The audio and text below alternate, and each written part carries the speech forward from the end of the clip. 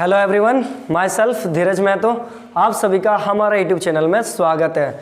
जैसा कि मैंने पिछले लेक्चर में डिस्कस किया था electricity, types of electricity, charge and types of charge, आज मैं आगे डिस्कस करने जा रहा हूँ क्या चार्ज का फार्मूला क्या होती है। ठीक है, चार्ज जिसको हम लोग क्यू से रिप्रेजेंट करते हैं, कैपिटल क्यू। इसका जो फार्मूला होगा Q equal to N E. What is N? Number of electrons. किसी सब्सटेंस में जितने इलेक्ट्रॉन्स होंगे और साथ ही साथ चार्ज ऑफ इलेक्ट्रॉन्स। ई क्या है? चार्ज ऑफ इलेक्ट्रॉन्स है। किसी सब्सटेंस में जितने इलेक्ट्रॉन्स होंगे वही उनके क्या होता है? चार्ज होता है। तो ये N number of electrons, N क्या है? Number of electrons. E charge of electron जो होता है क्या? 1.6 इंटू 10⁻⁻19 कूलम्ब। कूलम्ब जो है वह चार्ज का ऐसा यूनिट होता है। ऐसा यूनिट चार्ज का क्या होता है? कूलम्ब। ऐसा यूनिट चार्ज का क्या होता है? कूलम्ब। ओके, कैपिटल सी से हम लोग इसको डिनोट करते हैं, जो कि पिछले लेक्चर में चार्ज का सेक्शन छूटा हुआ था हल्का सा। मैंने चार्ज का फार्मूला को डिस्क्राइब उसमें नहीं किया था, तो आज मैं चार्ज का फार्मूला डिस्क्राइब कर दिया हूं और साथ ही साथ इससे आगे की ओर अब हम लोग बढ़ेंगे। आई होप क्लियर है।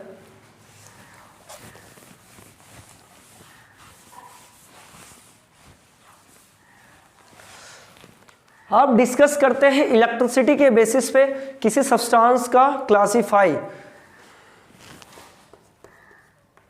इलेक्ट्रिसिटी इसके बेसिस पे दो चीज़ आ जाता है। टाइप्स नहीं है, मैटर का टाइप्स है। यहाँ पर मैटर या सब्सटेंस कहेंगे, उसको हम लोग क्लासिफाई करेंगे।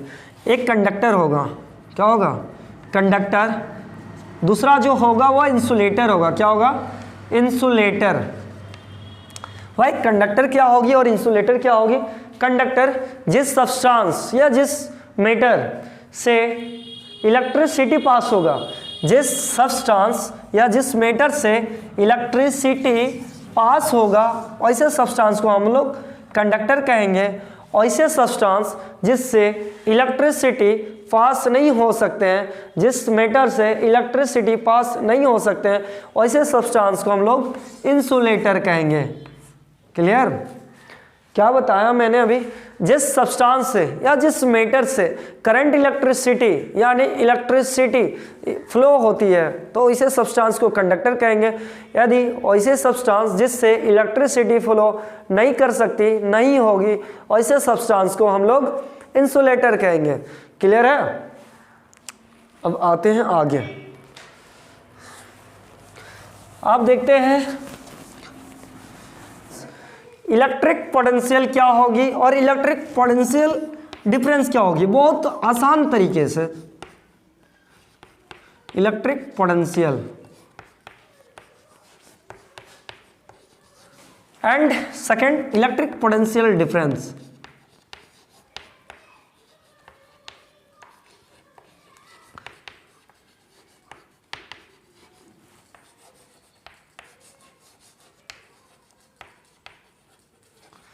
इलेक्ट्रिक पोटेंशियल डिफरेंस सबसे पहले हम लोग समझते हैं। इलेक्ट्रिक पोटेंशियल, जब कोई यूनिट पॉजिटिव चार्ज को इन्फिनिटी से एक गिवन पॉइंट तक लाएंगे और उस दौरान जो भी वर्क होगी हमारी, उसको हम लोग कहेंगे इलेक्ट्रिक पोटेंशियल। क्या कहा मैंने? जब कोई यूनिट पॉजिटिव चार्ज को कहाँ से लाएंगे? इन्फिनिटी से जब एक गिवन पॉइंट तक लेकर आएंगे हम लोग, और इस दौरान जो वर्क डन होगा, हमारा वर्क डन जो होगा, इसी को हम लोग कहेंगे इलेक्ट्रिक पोटेंशियल। तो इसका जो ऐसा यूनिट होगा इलेक्ट्रिक पोटेंशियल का, वो वोल्ट होगा। क्या होगा? वोल्ट। कैपिटल V से दिखाते हैं। क्लियर है? अब यहां समझते हैं electric potential difference. Electric potential में क्या था? यूनिट पॉजिटिव चार्ज को इन्फिनिटी से हम लोग कैरी कर रहे थे, बट इसमें हल्का सा माइनर चेंज होगा। इन्फिनिटी से नहीं, ये दोनों पॉइंट गिवन होगा कि यहां से लेकर वहां जाना, एक पॉइंट टू दूसरा point, one point two another point. जब कोई यूनिट पॉजिटिव चार्ज को one point two another point लेकर जाएंगे और उस दौरान जो वर्क डन होगा उसको हम लोग कहेंगे इलेक्ट्रिक पोटेंशियल डिफरेंस। क्लियर है?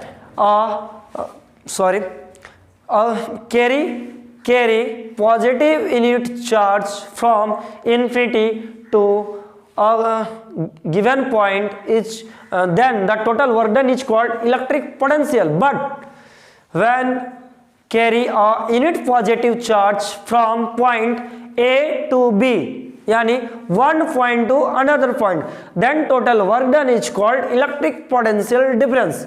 क्लियर है? तब इसका जो फॉर्मूला होगा इलेक्ट्रिक पोटेंशियल डिफरेंस का क्या होगा? इलेक्ट्रिक पोटेंशियल निकालना, टोटल वर्क डन हमारा ये हो रहा है और हम लोग क्या ला रहे हैं, किसको? यूनिट पॉजिटिव चार्ज को। क्लियर है? ये रहा हमारा इलेक्ट्रिक पोटेंशियल डिफरेंस का फॉर्मूला। और इलेक्ट्रिक पोटेंशियल डिफरेंस को जो मेजर करता है, जो डिवाइस इसको मेजर करेगा उस डिवाइस को हम लोग कहेंगे वोल्ट मीटर। उस डिवाइस का क्या नाम है? Volt meter. Okay, electric potential difference को जिस डिवाइस से मेजर किया जाता है उस डिवाइस को कहते हैं वोल्ट मीटर। और इसका जो एसआई यूनिट है, एसआई यूनिट जो होगा, एसआई यूनिट क्या होगा? वोल्ट ही होगा। ठीक है, वोल्ट, जिसको हम लोग कैपिटल बी से दिखाएंगे।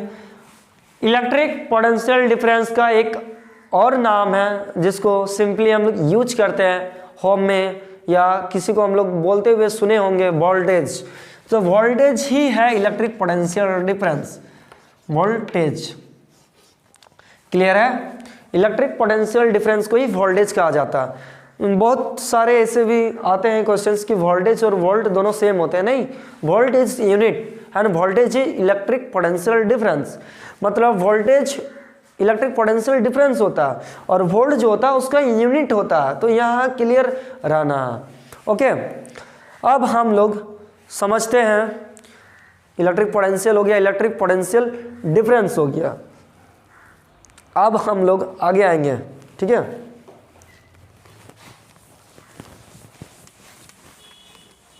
इसको हटाते हैं अभी।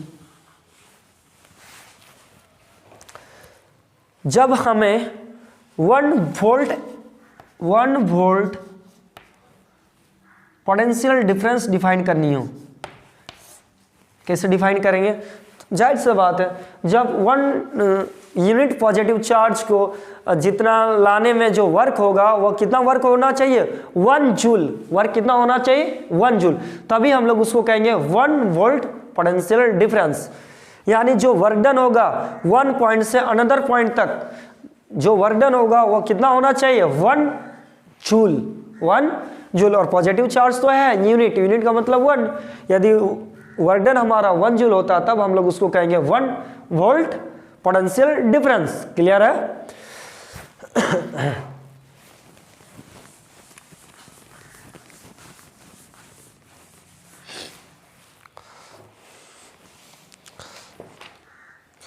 अब हम लोग समझते हैं इलेक्ट्रिक करंट।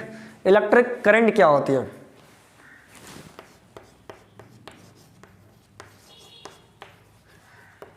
देखिए, इलेक्ट्रिक वर्ड लग गया और बोलेंगे करंट और इलेक्ट्रिक करंट में क्या डिफरेंस है? डिफरेंस कुछ डिफरेंस नहीं, बोथ आर सेम, बिकॉज ये इलेक्ट्रिक अप्लायंस से ऑपरेट हो रहा है। Clear? Electric current, the rate of flow of charge, the rate of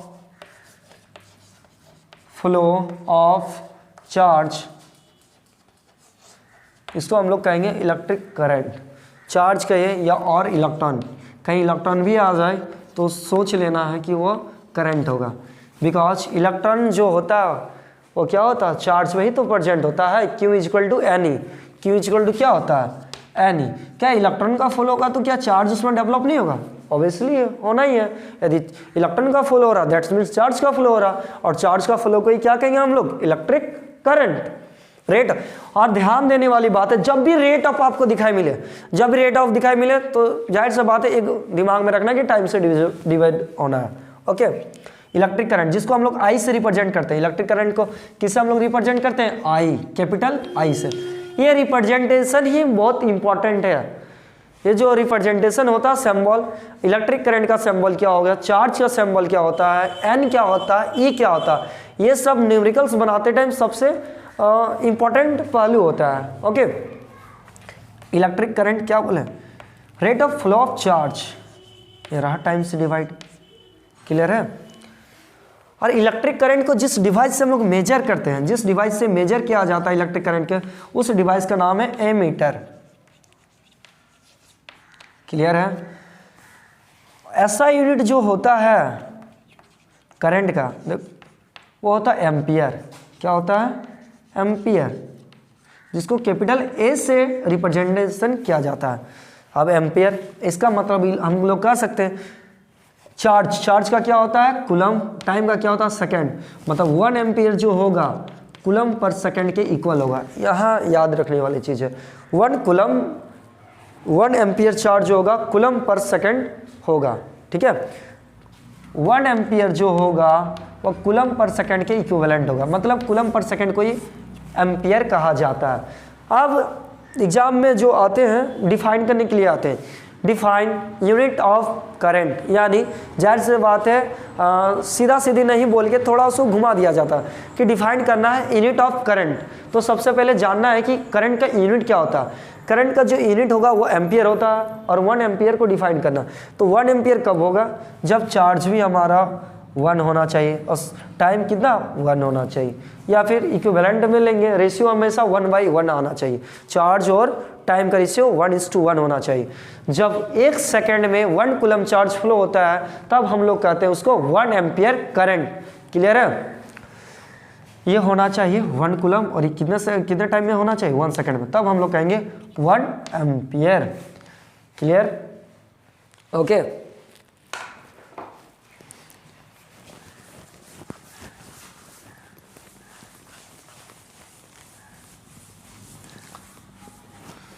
अब हम लोग समझते हैं direction of electric current. Direction of electric current, direction of electric current, electric current. Suppose एक कंडक्टर हमने ले लेते हैं, ये कंडक्टर है। कंडक्टर किसको कहेंगे? जिससे इलेक्ट्रिसिटी फ्लो होगा उसको हम लोग कंडक्टर कहते हैं। ओके, ये कंडक्टर हमारा, इसमें इलेक्ट्रॉन्स है। इलेक्ट्रॉन्स नहीं होगा तो फिर वो कंडक्टर नहीं हो सकता। अब इलेक्ट्रॉन का, सबसे पहले इलेक्ट्रॉन का डायरेक्शन बताइए आप। इलेक्ट्रॉन का डायरेक्शन किधर होगा बताइए? इधर या इधर? इलेक्ट्रॉन का डायरेक्शन किधर होगा? अभी नहीं पता चलेगा इलेक्ट्रॉन का डायरेक्शन किधर होगा। जब तक इसमें बैटरी या सेल ना लगाएंगे तब तक हम लोग इलेक्ट्रॉन का डायरेक्शन को हम लोग फाइंड नहीं कर सकते हैं। सिंपली एक कंडक्टर दिया रहेगा और इसमें पूछेगा इलेक्ट्रॉन का डायरेक्शन, तो हम लोग बता ही नहीं सकते हैं। ठीक है, अभी रेस्ट रुका हुआ है, चार्ज अभी रुका हुआ है, इलेक्ट्रॉन अभी रुका हुआ है, अभी इधर किधर मोशन करेगा अभी पता नहीं। पर जैसे हम लोग इसमें बैटरी लगा देते हैं, सेल एक लगाते हैं तो सेल कहते हैं, more than 1 cell is called, group of cell is called battery. 3 लगा देते तो बैटरी, स्विच भी लगा देते भी ऑफ रखें, डॉट दे देंगे तो ऑन हो जाएगा, ऑन होने से भाई से करंट आ जाएगा। इसमें करंट का डायरेक्शन क्यों दिखा रहे हैं भाई? अभी यहाँ प्लस है तो जाहिर सी बात है ये इंड में प्लस होगा, या माइनस है तो इस इंड में जाहिर सी बात है माइनस होगा। चलिए स्विच को ऑन करते हैं, अभी स्विच को ऑफ ही करते, रुक जाए, करंट आ जाएगा तो फिर। अभी आप बताइए इलेक्ट्रॉन का डायरेक्शन किधर होगा? प्लस और माइनस तो दिख रहा, डायरेक्शन किधर होना चाहिए बताइए इलेक्ट्रॉन्स का? इलेक्ट्रॉन का साइन या क्या? माइनस है, तो जाहिर से बात है इधर तो जाएगा नहीं। लाइक चार्ज क्या होगा? रिपेल होता। लाइक चार्ज क्या होता? रिपेल, एक दूसरे से दूर हटेगा। तो ये इलेक्ट्रॉन है इधर तो भाई जाएगा नहीं, ये तो बोलेगा चल जा इधर, इसको इधर भागेगा, भाई तुम भाग इधर से। और ये क्या करे? प्लस है, जब डिफरेंट चार्ज रहता क्या होता? अट्रैक्ट कर लेता, और तुम बोलेगा चल इधर आओ, ये खींचेगा भाई इधर आओ, और वो उधर से भेजेगा। तो इलेक्ट्रॉन का डायरेक्शन किधर हो गया? इलेक्ट्रॉन का जो डायरेक्शन है वो नेगेटिव टू पॉजिटिव है। इलेक्ट्रॉन का जो डायरेक्शन है, direction of electron negative to positive. तो भाई अब तो दिमाग में सवाल उठ रहा होगा कि जिधर इलेक्ट्रॉन का डायरेक्शन होगा उधर ही तो होगा करंट का डायरेक्शन। नहीं, उधर नहीं हो सकता है। करंट का डायरेक्शन इलेक्ट्रॉन का डायरेक्शन में नहीं होता है। अब समझते हैं। सबसे पहले दो रीजन से समझाते हैं। कन्वेंशियल, अब यहाँ पर मैंने स्विच लगा दिया, स्विच को ऑन कर दिया, ठीक है। इसके हिसाब से ये तो इलेक्ट्रॉन का तो मोशन इधर होगा। अब जैसे लगाते तो इलेक्ट्रॉन तो फास्टली मोशन इधर होना चाहिए, जिसके वजह से करंट का डायरेक्शन इधर होगा, पर नहीं, इधर तो डायरेक्शन होगा नहीं। कन्वेंशियल थ्योरी यानी कन्वेंशियल करंट भी जिसको हम लोग कहते हैं।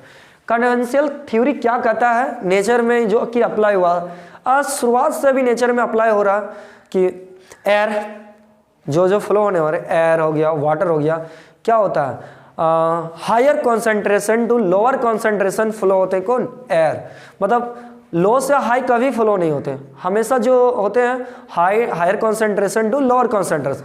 उसी तरह वाटर भी देख लीजिए, ऊपर से नीचे की तरफ जाता है, ना कि नीचे से ऊपर की तरफ। ये क्लियर है। तो यहाँ पर पॉजिटिव क्या होता है, बिग होता है, पॉजिटिव बिग होता है, और नेगेटिव क्या होता है, स्मॉल होता है। तो इसके हिसाब से जो करंट जाएगा वह पॉजिटिव से नेगेटिव, कन्वेंशियल करंट, जिसको हम लोग क्या कहते हैं, इसको कन्वेंशियल करंट कहते हैं। ओके, अब इसमें हम लोग समझते हैं, एक कंक्लूजन निकलता है कि इलेक्ट्रॉन जिस डायरेक्शन में जाएगा उस डायरेक्शन में इलेक्ट्रिक करंट नहीं हो सकता, उसका अपोजिट डायरेक्शन में होगा।